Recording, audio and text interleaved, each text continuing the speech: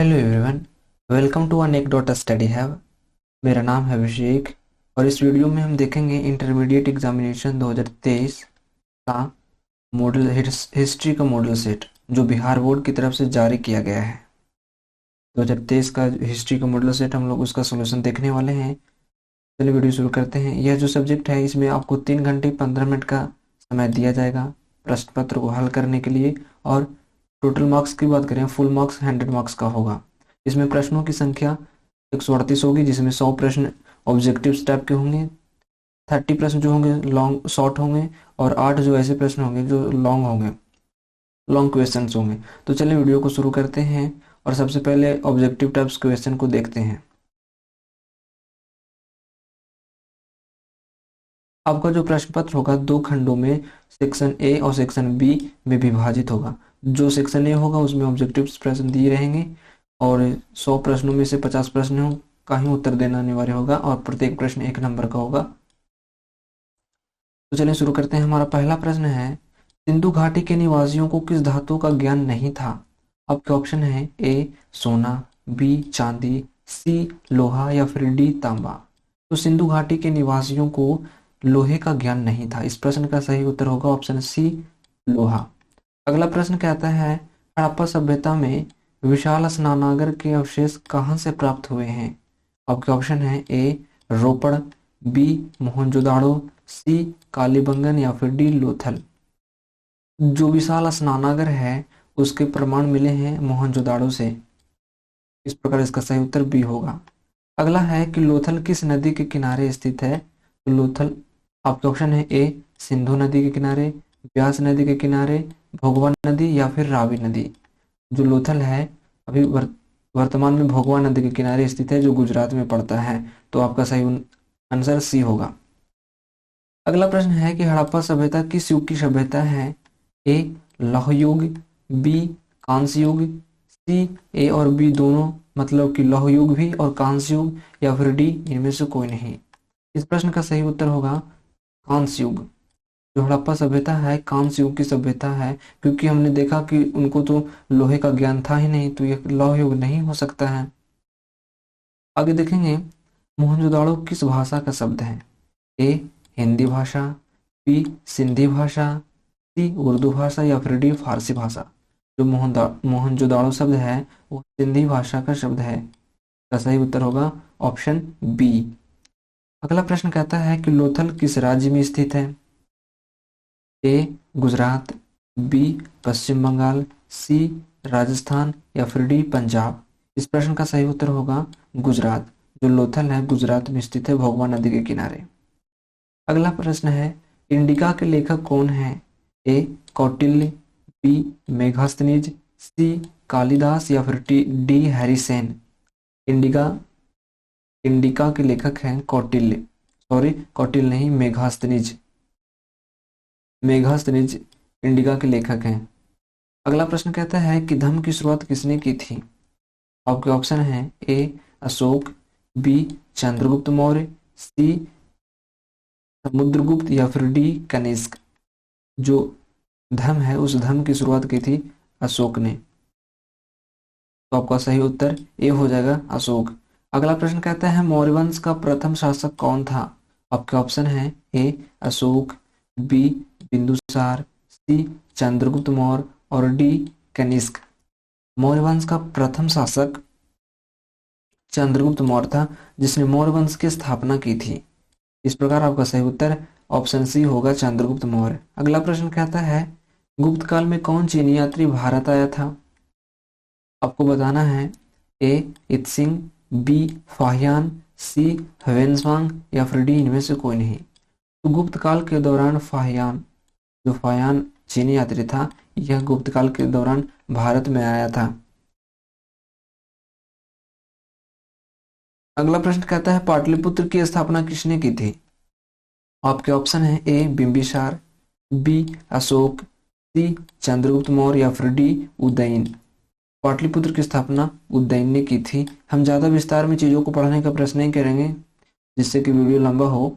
हम शॉर्ट में ही इनको सिर्फ उत्तर देकर चले जाएंगे, आगे बढ़ेंगे। अगला प्रश्न कहता है कि महाभारत का युद्ध कितने दिनों तक चला था? आपके ऑप्शन है ए 15 दिनों तक, बी 16 दिनों तक, सी 17 दिनों या फिर डी 18 दिनों तक। जो महाभारत का युद्ध था 18 दिनों तक लगातार चलता रहा।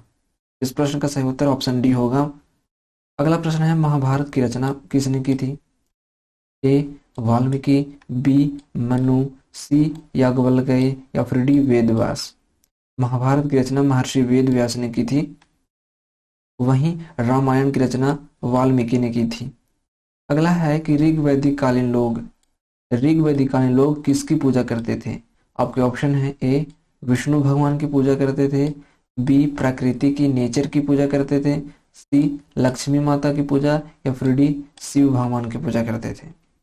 जो ये ऋग वैदिक कालीन लोग थे ये प्रकृति की पूजा करते थे, नेचर की पूजा करते थे। इस प्रकार हमारा सही उत्तर ऑप्शन बी होगा, नेचर प्रकृति। अगला प्रश्न है 15वां प्रश्न, सांची किस राज्य में स्थित है? ए बिहार में, बी मध्य प्रदेश, सी उत्तर प्रदेश या फिर डी पंजाब। जो सांची है मध्य प्रदेश में स्थित है। सांची का स्तूप आपने नाम सुना होगा, मध्य प्रदेश में ही स्थित है। अगला प्रश्न है गौतम बुद्ध का जन्म स्थान कहाँ है? आपको गौतम बुद्ध का जन्म स्थान बताना है। आपके ऑप्शन है ए नालंदा, बी बोध गया, सी सारनाथ और डी कपिलवस्तु। तो गौतम बुद्ध का जो जन्म हुआ वो नेपाल के कपिलवस्तु में हुआ था, लुम्बिनी में। वहीं बोध गया में इनको ज्ञान की भी प्राप्ति हुई। सारनाथ में इन्होंने प्रथम उपदेश दिया था। इस प्रकार ये तीनों ही स्थल गौतम बुद्ध के जीवन से संबंधित है। इस प्रश्न का जो सही उत्तर होगा कि गौतम बुद्ध का जन्म स्थान कहाँ है, तो कपिलवस्तु नेपाल, ऑप्शन डी। अगला प्रश्न है कि पुराणों की संख्या कितनी है? जो पुराण है उन पुराणों की संख्या कितनी है? ए 16, 17, 18 या फिर 20। इस प्रश्न का सही उत्तर होगा 18। पुराणों की संख्या है 18, पुराणों की संख्या है। अगला प्रश्न है हीनयान और महायान का संबंध किस धर्म से है? ए बौद्ध धर्म, बी जैन धर्म, सी शैव धर्म या फिर डी इस्लाम धर्म। हीनयान और महायान का संबंध बौद्ध धर्म से है। इस प्रकार इसका सही उत्तर ए होगा, बौद्ध धर्म। लेकिन अगर श्वेतांबर और दिगंबर पूछते कि श्वेतांबर और दिगंबर का संबंध किस धर्म से है, तो वहीं जैन धर्म का उत्तर हो जाएगा। अगला प्रश्न है कि प्रथम बौद्ध संगीति किस शासक के काल में हुई? जो प्रथम बौद्ध संगीति है किस शासक काल में हुई बताना है। ए अजातशत्रु, बी कालाशोक, सी अशोक या फिर डी कनिष्क। तो प्रथम बौद्ध संगीति 483 ईस्वी पूर्व में हुई थी, अजातशत्रु के शासन काल के दौरान। इस प्रकार इस प्रश्न का सही उत्तर ऑप्शन ए हो जाएगा, अजातशत्रु। अगला है नाथ मुनि। नाथ मुनि का संबंध किस धर्म से है? ए जैन धर्म, बी बौद्ध धर्म, सी शैव धर्म या फिर डी वैष्णव धर्म। जो नाथ मुनि है, नाथ मुनि का संबंध वैष्णव धर्म से है। डी सही उत्तर होगा। अगला है तंबाकू का सेवन सर्वप्रथम किस मुगल सम्राट ने किया? ए अकबर, बी बाबर, सी शाहजहां या फिर डी जहांगीर। तो तंबाकू का सर्वप्रथम सेवन अकबर ने ही किया था। इस प्रकार इस प्रश्न का सही उत्तर होगा ऑप्शन ए अकबर। आगे कहता है आइन ए अकबरी। आइन ए अकबरी कितने भागों में विभक्त है? आइन ए अकबरी अकबर की पुस्तक है जिसको अबुल फजल ने लिखा था। तो ये कितने खंडों में विभाजित, कितने पार्ट हैं वो बताना है। ए 2 पार्ट, 3 पार्ट, सी 4 पार्ट या फिर डी 5 पार्ट।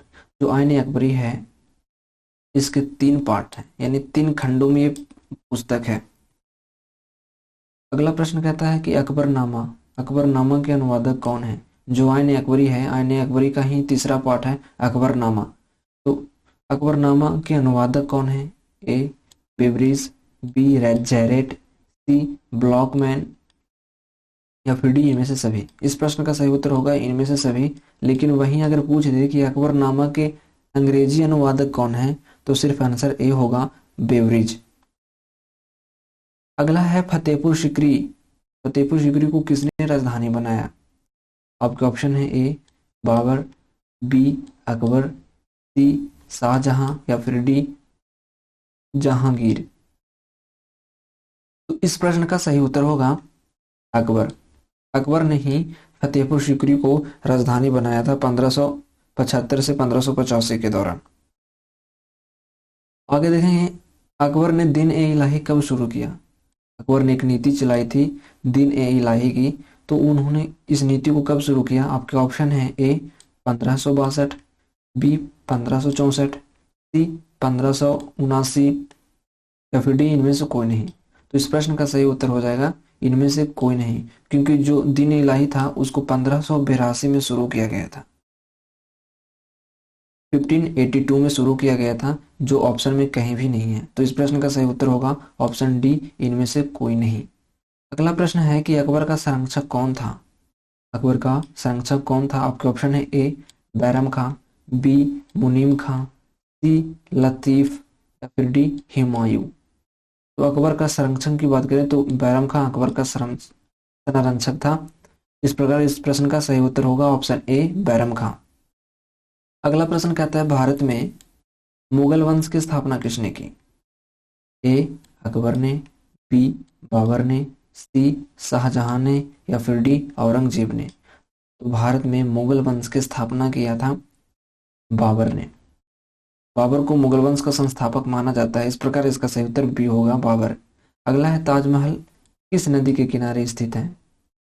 आपके ऑप्शन ए गंगा नदी, बी यमुना नदी, सी गोमती नदी या फिर डी सोन नदी। तो इस प्रश्न का सही उत्तर होगा बी यमुना नदी के किनारे ताजमहल स्थित है।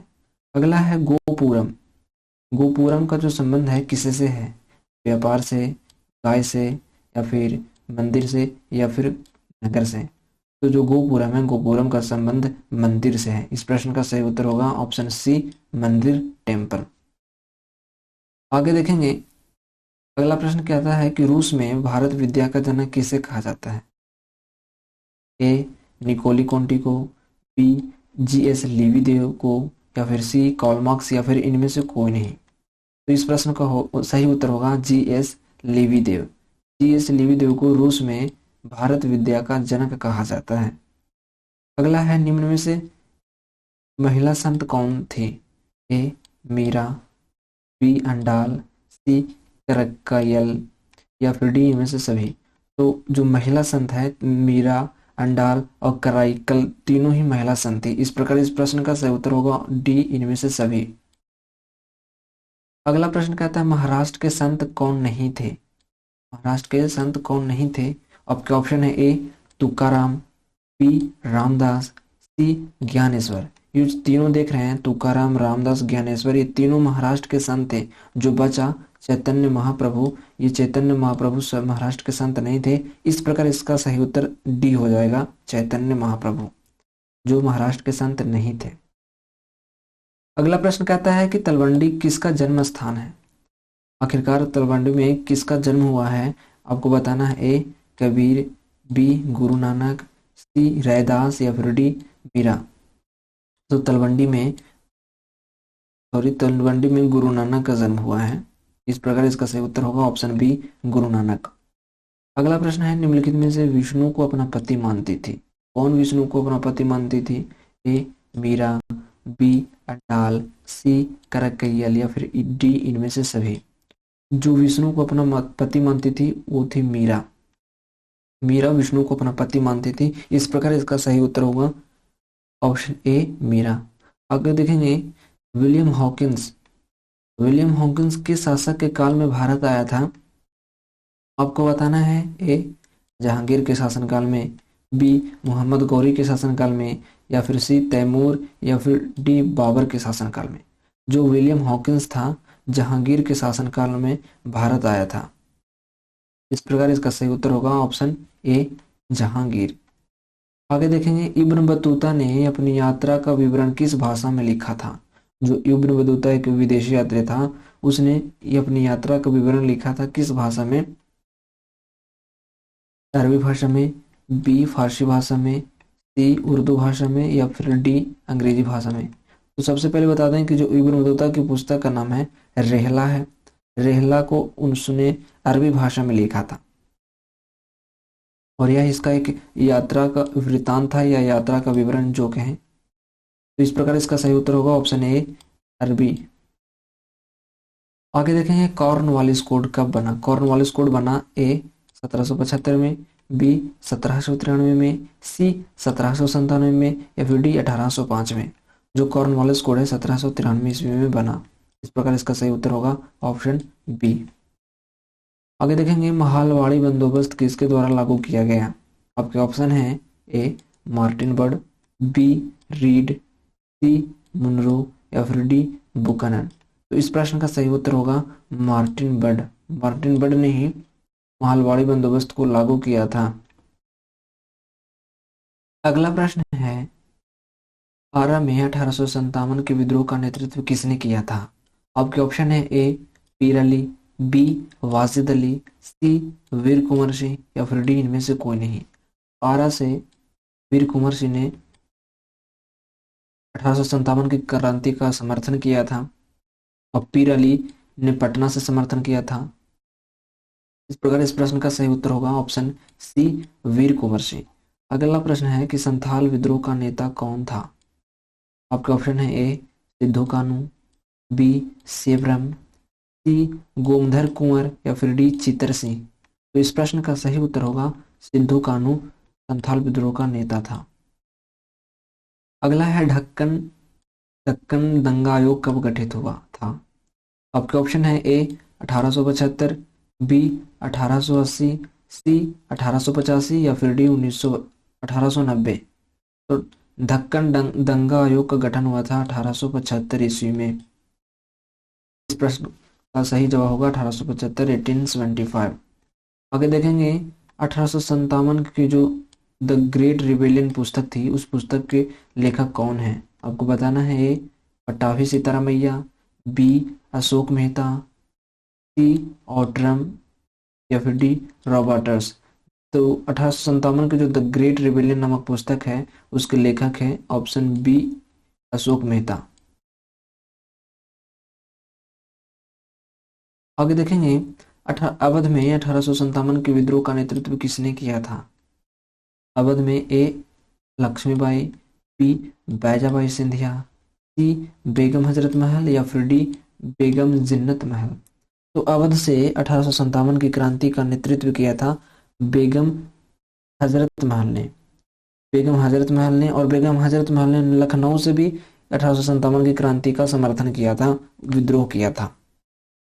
तो इस प्रकार इसके दो, अवध से भी इन्होंने समर्थन किया और लखनऊ से भी इन्होंने समर्थन किया। तो इस प्रश्न का सही उत्तर होगा ऑप्शन सी बेगम हजरत महल। आगे देखेंगे 1857 के विद्रोह के दमन के बाद कौन क्रांतिकारी नेता नेपाल भाग गया था। ए नाना साहब, बी बेगम हजरत महल, या फिर दोनों, नाना साहब और बेगम हजरत महल दोनों, या फिर डी इनमें से कोई नहीं। तो इस प्रश्न का सही उत्तर होगा दोनों, ए और सी दोनों। नाना साहब भी और बेगम हजरत महल भी दोनों नेपाल भाग गए थे 1857 की क्रांति के बाद। आगे देखेंगे पुर्तगालियों ने गोवा पर कब अधिकार किया। आपके ऑप्शन है ए 1509, बी 1515, सी 1510, या फिर डी 1512। तो पुर्तगालियों ने गोवा पर अधिकार किया था 1510 ईस्वी में। भारत में आने वाला प्रथम पुर्तगाली कौन था या पुर्तगाली यात्री कौन था। आपके ऑप्शन है ए कोलंबस, बी रियो डी, या फिर सी वास्को डी गामा, या फिर डी इनमें से कोई नहीं। तो भारत में आने वाला प्रथम पुर्तगाली यात्री था वास्को डी गामा जो 1498 में भारत आया था। आगे देखेंगे fort William. Fort William Bharat के किस शहर में स्थित है। ए बम्बई शहर, बी मद्रास, सी दिल्ली, या फिर डी कलकत्ता। तो इस प्रश्न का सही उत्तर होगा कलकत्ता। कलकत्ता में फोर्ट विलियम जो है लोकेटेड है, स्थित है। अगला है कलकत्ता में सर्वोच्च न्यायालय जो सुप्रीम कोर्ट की स्थापना की गई थी कलकत्ता में, तो उसकी स्थापना किस अधिनियम के तहत हुई थी। आपको बताना है ए 1833 के भारत सरकार अधिनियम, बी 1909 का पार्लियामेंटो सुधार अधिनियम, या फिर सी 1773 का रेगुलेटिंग एक्ट, या फिर 1813 का चार्टर अधिनियम। तो इस प्रश्न का सही उत्तर हो जाएगा 1773 का रेगुलेटिंग अधिनियम या रेगुलेटिंग एक्ट के तहत कलकत्ता में सर्वोच्च न्यायालय सुप्रीम कोर्ट की स्थापना की गई थी। चौल इमारतें किस शहर की प्रमुख विशेषता है। ए दिल्ली, बी कलकत्ता, सी मद्रास, या फिर डी बम्बई। जो चौल इमारतें होती थी बम्बई से संबंधित है सबसे पहली बात। और इसको बनाया क्यों गया था, तो इसको भीड़ भाड़ और जो जो भीड़ भाड़ के इलाके थे उनको साफ सुथरा करना और साफ सफाई का खासा ध्यान रखना, इसके लिए बनाया गया था, ताकि जो शहर है साफ सुथरा दिखाई दे, वहाँ पे भीड़ भाड़ जैसी स्थिति पैदा ना हो, इसका मुख्य उद्देश्य था। और ये चौल इमारतें बहुत ऊंची ऊंची इमारतें होती थी जो मुंबई से संबंधित है। इस प्रकार इसका सही उत्तर ऑप्शन डी होगा। अगला है महात्मा गांधी का जन्म कब हुआ था। हालांकि बताने वाला प्रश्न नहीं है, सबको पता होगा। ए 2 अक्टूबर 1867, बी 2 अक्टूबर 1866, सी 2 अक्टूबर 1869 या फिर डी 2 अक्टूबर 1870। इस प्रश्न का सही उत्तर होगा 2 अक्टूबर 1869। 2 अक्टूबर को अहिंसा दिवस भी मनाया जाता है गांधी जी के जन्मदिन पर। आगे देखेंगे खेड़ा सत्याग्रह। खेड़ा सत्याग्रह का संबंध किस राज्य से है, क्योंकि हम जानते हैं कि जो खेड़ा है गुजरात का एक जिला है, तो गुजरात से ही संबंधित होगा। इस प्रश्न का सही उत्तर क्या होगा, ऑप्शन डी गुजरात। खेड़ा सत्याग्रह का संबंध गुजरात राज्य से है। अगला है असहयोग आंदोलन किस वर्ष शुरू हुआ था। ए 1916, बी 1920, सी 1930 या फिर डी 1940। असहयोग आंदोलन शुरू हुआ था 1920 में, इसका ऑप्शन बी सही होगा।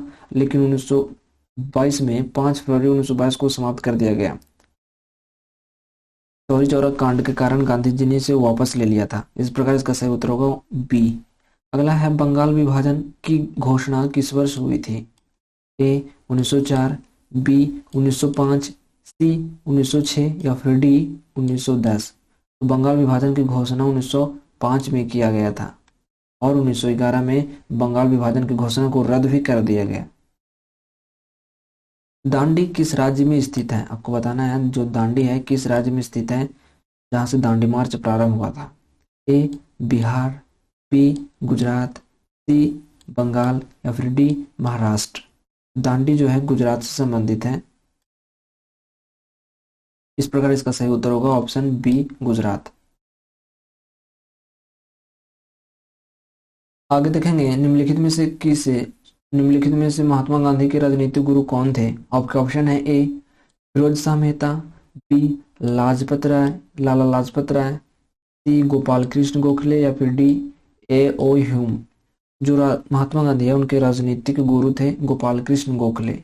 ऑप्शन सी सही उत्तर होगा। अगला प्रश्न कहता है मुस्लिम लीग द्वारा सीधी कार्रवाई दिवस कब मनाया गया था। सीधी कार्रवाई डायरेक्ट एक्शन डे। ए 16 अगस्त 1942 को, बी 16 अगस्त 1945 को, सी 16 अगस्त 1946 या फिर 16 अगस्त 1947। मुस्लिम लीग के द्वारा डायरेक्ट एक्शन डे मनाया गया था 16 अगस्त 1946, 16 अगस्त 1946 को। अगला है पाकिस्तान शब्द किसने दिया। पाकिस्तान शब्द किसने दिया। ए मोहम्मद अली जिन्ना ने या फिर लियाकत अली ने या चौधरी रहमत अली या फिर इकबाल ने। तो जो पाकिस्तान शब्द है, पाकिस्तान शब्द को दिया था चौधरी रहमत अली ने। ऑप्शन सी सही उत्तर होगा। अगला है भारत के प्रथम राष्ट्रपति कौन थे। First president of India. A C Rajagopalachari, B Sardar Vallabh Bhai Patel, सी पंडित जवाहरलाल नेहरू या फिर डॉक्टर राजेंद्र प्रसाद। तो स्वतंत्र भारत के प्रथम राष्ट्रपति कौन थे, तो डॉक्टर राजेंद्र प्रसाद सही उत्तर होगा। ऑप्शन डी सही उत्तर होगा। अगला प्रश्न कहता है भारतीय संविधान की प्रारूप समिति के अध्यक्ष कौन थे। जो ड्राफ्टिंग कमेटी थी संविधान सभा की, उसका प्रारूप समिति के अध्यक्ष कौन थे।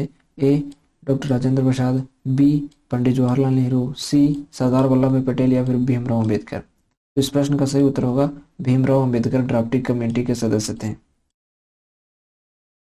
अगला है स्वतंत्र भारत के प्रथम कानून मंत्री कौन थे। ए जवाहरलाल नेहरू, बी भीमराव अम्बेडकर, सी लियाकत अली या फिर डी सरदार वल्लभ भाई पटेल। जो स्वतंत्र भारत के प्रथम कानून मंत्री थे वो वे थे doctor Bhimrao Ambedkar, B R Ambedkar. अगला प्रश्न कहता है किस महिला संत का संबंध राजस्थान से है, यानी वह कौन सी महिला है जो राजस्थान से संबंधित है, यानी जिनका संबंध राजस्थान से। ए बीरा, बी अंडाल, सी कराईकल या फिर डी इनमें से सभी। इस प्रश्न का सही उत्तर होगा मीरा। मीरा का जो संबंध है राजस्थान से है। अगला है महाराष्ट्र के संत कौन थे। इससे ऊपर एक प्रश्न आया था कि महाराष्ट्र के संत निम्नलिखित में से कौन नहीं है, लेकिन यहाँ प्रश्न है कि महाराष्ट्र के संत कौन थे। आपके ऑप्शन है ए तुकाराम, बी रामदास, सी ज्ञानेश्वर। ये सभी जो थे महाराष्ट्र के संत हैं। इस प्रकार इसका सही उत्तर ऑप्शन डी हो जाएगा, इनमें से सभी। अगला प्रश्न है अल बरूनी किसके साथ भारत आया था। ए मोहम्मद गजनी के साथ, या फिर मोहम्मद गौरी के साथ, या फिर तैमूर के साथ, या बिन कासिम के साथ, मोहम्मद बिन कासिम के साथ। तो इस प्रश्न का सही उत्तर होगा मोहम्मद गौरी के साथ आया था अल बरूनी भारत में। अगला प्रश्न कहता है कि भारत आने वाला प्रथम यूरोपियन कौन था। ए पुर्तगाली, बी ब्रिटिश, सी डच, या फिर डी फ्रांसीसी। तो इस प्रश्न का सही उत्तर होगा भारत आने वाला प्रथम यूरोपियन पुर्तगाली था। ऑप्शन ए सही उत्तर होगा। अगला देखेंगे कि अस्थायी बंदोबस्त कहाँ लागू किया गया। सर्वप्रथम जो अस्थायी बंदोबस्त है कहाँ लागू किया गया। ए बम्बई में, बी पंजाब में, सी बंगाल में, या फिर डी इनमें से कोई नहीं। जो अस्थायी बंदोबस्त की व्यवस्था थी, परमानेंट सेटलमेंट की जो व्यवस्था थी, उसको सबसे पहले लागू किया गया था पश्चिम बंगाल या फिर बंगाल वाले क्षेत्र में इसको लागू किया गया था। इस प्रकार इसका सही उत्तर ऑप्शन सी होगा।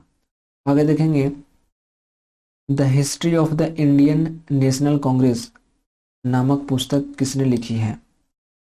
ए पट्टाभी सीतारामैया, बी अशोक मेहता, सी रॉबर्टस, और डी इनमें से कोई नहीं। इस प्रश्न का सही उत्तर होगा the history of the Indian national Congress के जो पुस्तक है, उस पुस्तक के लेखक Pattabhi Sitaramayya. Option A is correct. अगला होगा कि दक्षिण भारत में किस स्थान पर विद्रोह हुआ था। 1857 वाला विद्रोह दक्षिण भारत में कहाँ पे हुआ था। आपके ऑप्शन है ए कोल्हालपुर, बी सतारा में, या फिर डी पूना, और सी पूना, या फिर डी इनमें से कोई नहीं। तो इस प्रश्न का सही उत्तर होगा सी पूना में। पूना में दक्षिण भारत का इलाका है पूना, वहीं हुआ था 1857 की क्रांति। आगे देखेंगे कि पटना में 1857 के विद्रोह का नेतृत्व किसने किया था। पटना से 1857 की जो क्रांति हुई थी उसका समर्थन किया था। ऑप्शन ए पीर अली ने, बी अमर सिंह ने, सी वाजिद अली ने, या फिर डी कुंवर सिंह ने। तो इस प्रश्न का सही उत्तर होगा पीर अली ने पटना से 1857 की क्रांति का समर्थन किया था। अगला है कि 1857 का विद्रोह जो हुआ आरंभ हुआ कब हुआ, किस तिथि को प्रारंभ हुआ। ए 10 मई को, बी 13 मई को, सी 18 मई को, या फिर डी 26 मई को। तो इस प्रश्न का सही उत्तर होगा ए 10 मई को। 10 मई को 1857 की क्रांति शुरू करनी थी और हो भी। अगले देखेंगे कि जो 1857 के विद्रोह के समय भारत का गवर्नर जनरल कौन था। ए लॉर्ड क्लाइव था, बी लॉर्ड विलियम बेंटिंग था, सी लॉर्ड कैनिंग था, या फिर डी लॉर्ड डलहौजी था। तो जो 1857 की क्रांति हुआ था उसके समय उस दौरान लॉर्ड कैनिंग भारत का गवर्नर जनरल था। ऑप्शन सी सही उत्तर होगा। आगे देखेंगे कि भारत की राजधानी कलकत्ता से दिल्ली स्थानांतरित की गई, कब की गई। ए 1910 में, बी 1912 में, सी 1909 में, या फिर डी 1911 में। इस प्रश्न का सही उत्तर होगा कलकत्ता से दिल्ली की राजधानी लाई गई थी 1911 में, 1911 में। ऑप्शन डी सही उत्तर होगा इस प्रश्न का। अगला प्रश्न कहता है कि अखिल भारतीय स्तर पर पहली जनगणना भारत में कब हुई थी। ए 1871 में, बी 1872 में, सी 1891 में, या फिर डी 1894 में। तो अखिल भारतीय स्तर पर पहली जनगणना 1872 में हुई, लेकिन वो पूर्ण जनगणना नहीं थी। पूर्ण जनगणना 1881 में कराया गया। अगला है इंडिया गेट। इंडिया गेट का निर्माण कब हुआ। ए 1911 में, बी 1921 में, सी 1931 में, या फिर डी 1941 में। तो इंडिया गेट का निर्माण हुआ था 1911 ईस्वी में। इस प्रश्न का सही उत्तर ऑप्शन ए होगा। चंपारण सत्याग्रह का संबंध किस राज्य से है। ए बिहार, बी उत्तर प्रदेश, सी मध्य प्रदेश, या फिर डी महाराष्ट्र। जो चंपारण सत्याग्रह है उसका संबंध बिहार से है, और बिहार का एक जिला है चंपारण। आगे देखेंगे कि दिल्ली चलो का नारा किसने दिया था। आपके ऑप्शन है ए सुभाष चंद्र बोस, बी महात्मा गांधी, सी लाला लाजपत राय या फिर डी गोपाल कृष्ण गोखले। यहाँ पे नाम थोड़ा शॉर्ट में लिख दिया गया है, सुभाष गांधी गोखले कर दिया गया है, लेकिन समझने की बात है। दिल्ली चलो का नारा दिया था सुभाष चंद्र बोस ने, ए ऑप्शन सही होगा। आगे देखेंगे 1942 में कौन सा आंदोलन हुआ। आपको बताना है कि 1942 में आखिर कौन से आंदोलन हुए। ए खिलाफत आंदोलन, असहयोग आंदोलन, सविनय अवज्ञा आंदोलन या फिर भारत छोड़ो आंदोलन। तो 1942 में भारत छोड़ो आंदोलन हुआ था, क्विट इंडिया मूवमेंट हुआ था गांधी जी के नेतृत्व में। लेकिन खिलाफत आंदोलन 1919 में हुआ था, असहयोग आंदोलन 1920 से 22 तक चला और सविनय अवज्ञा आंदोलन 1930 में शुरू हुआ। इस प्रश्न का सही उत्तर होगा डी भारत छोड़ो आंदोलन। आगे देखेंगे कि साबरमती किस राज्य में स्थित है। ए उत्तर प्रदेश, बी बिहार, सी गुजरात या डी पंजाब। तो जो उत्तर प्रदेश साबरमती है वो गुजरात में स्थित है।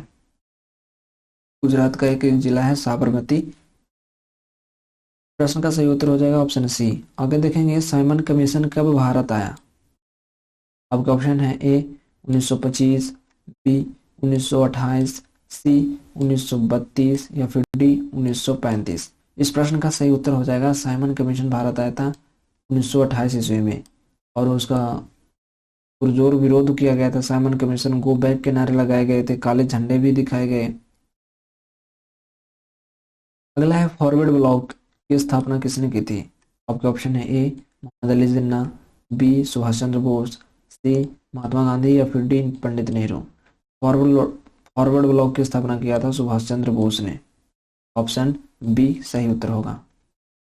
अगला है भारतीय संविधान सभा के अध्यक्ष कौन थे। भारतीय संविधान सभा था उसके अध्यक्ष कौन थे। ए जवाहरलाल नेहरू, बी राजेंद्र प्रसाद, सी सरदार वल्लभ भाई पटेल या फिर डी भीमराव अम्बेडकर।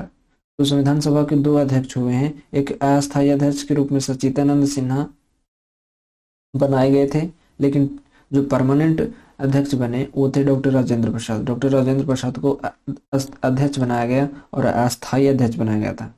परमानेंट जो अध्यक्ष होते हैं उसको बनाया गया था। स्वतंत्र भारत के प्रथम गृह मंत्री कौन थे। ए सरदार पटेल, बी महात्मा गांधी, सी पंडित नेहरू या फिर डी सुभाष चंद्र बोस।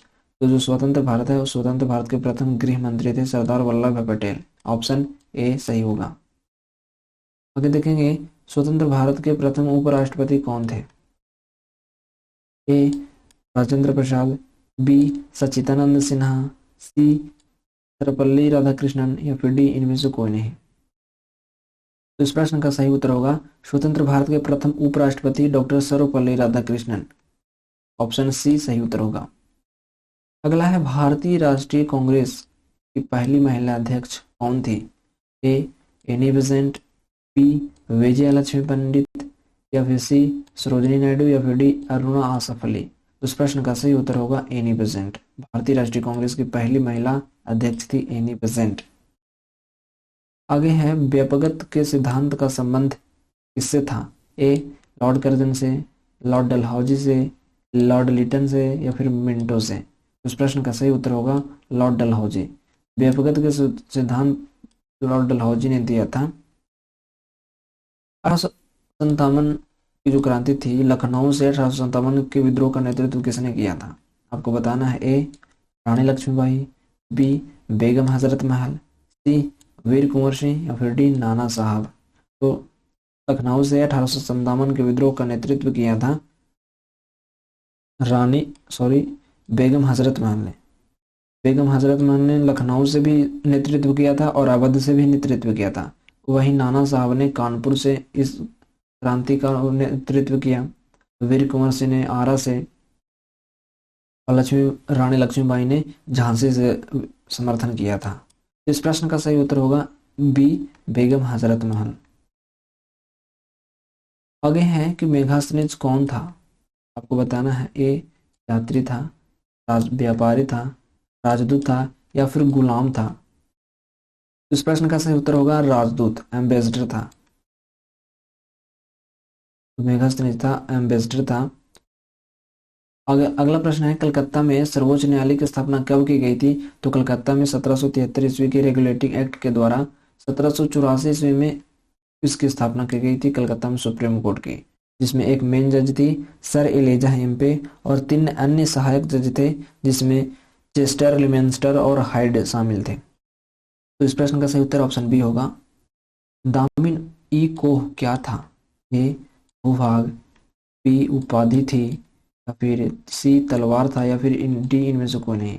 जो दामिन ई कोह था एक भूभाग था, एक जमीन का क्षेत्रफल था जिसे हम दामिन को कहते हैं।